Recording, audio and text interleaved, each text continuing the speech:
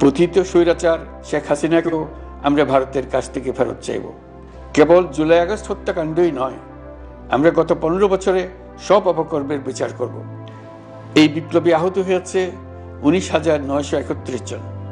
আহতদের জন্য ঢাকার 13টি হাসপাতাল সহ বিভিন্ন বিশেষায়িত হাসপাতালে চিকিৎসার ব্যবস্থা করা হয়েছে। প্রতিদিনই তালিকায় আরো নতুন নতুন শহীদের তথ্য যোগ হচ্ছে, যারা স্বৈরাচারের আক্রোশের শিকার হয়ে এই পৃথিবী ছেড়ে চলে গেছেন। প্রতিটি হত্যার বিচার আমরা করবই। জুলাই আগস্ট হত্যাকাণ্ডের বিচারের যে উদ্যোগ আমরা নিয়েছি, তার কাজও বেশ ভালোভাবে এগিয়ে যাচ্ছে। পতিত স্বৈরাচার শেখ হাসিনাকেও আমরা ভারতের কাছ থেকে ফেরত চাইব। কেবল জুলাই আগস্ট হত্যাকাণ্ডই নয়, আমরা গত 15 বছরে সব অপকর্মের বিচার করব। অসংখ্য মানুষ গুম হয়েছে, খুন হয়েছে। এই সময় আমরা গুমের তদন্তে একটা কমিশন গঠন করেছি।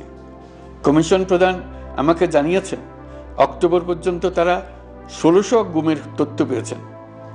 তাদের ধারণা এই সংখ্যা 3500 ছাড়িয়ে যাবে। অনেকেই কমিশনের কাছে গুমের অভিযোগ করতে ভয় পাচ্ছেন, এই ভেবে যে অভিযুক্ত ব্যক্তিদের দ্বারা তারা আবার আক্রান্ত হতে পারেন, ক্ষতিগ্রস্ত হতে পারেন। আমি আপনাদের আশ্বস্ত করতে চাই, আপনারা দ্বিধাহীন চিত্তে কমিশনকে আপনাদের অভিযোগ জানান। কারো সাধ্য নাই আপনাদের গায়ে আবার হাত দেয়। গুম কমিশনের সদস্যদের কাছে ভুক্তভোগীদের যে বিবরণ আমরা পেয়েছি, তা অত্যন্ত মর্মান্তিক। জুলাই আগস্টের বিপ্লবের পর ছাত্রছাত্রীরা শহর বন্দরের দেয়ালে দেয়ালে তাদের মনের কথা লিখেছে। তাদেরও আগে যারা গুমের শিকার হয়েছে, প্রতিটি গোপন আস্তানার দেয়ালে দেয়ালে তারা লিখে গেছেন তাদের কষ্টের মর্মস্পর্শী বিবরণ। তাদের এইসব কষ্টের কথা শুনে আমাদের হৃদয় কেঁপে উঠেছে। এসবের সঙ্গে জড়িতদের আমরা বিচারের কাঠগড়ায় দাঁড় করাবই।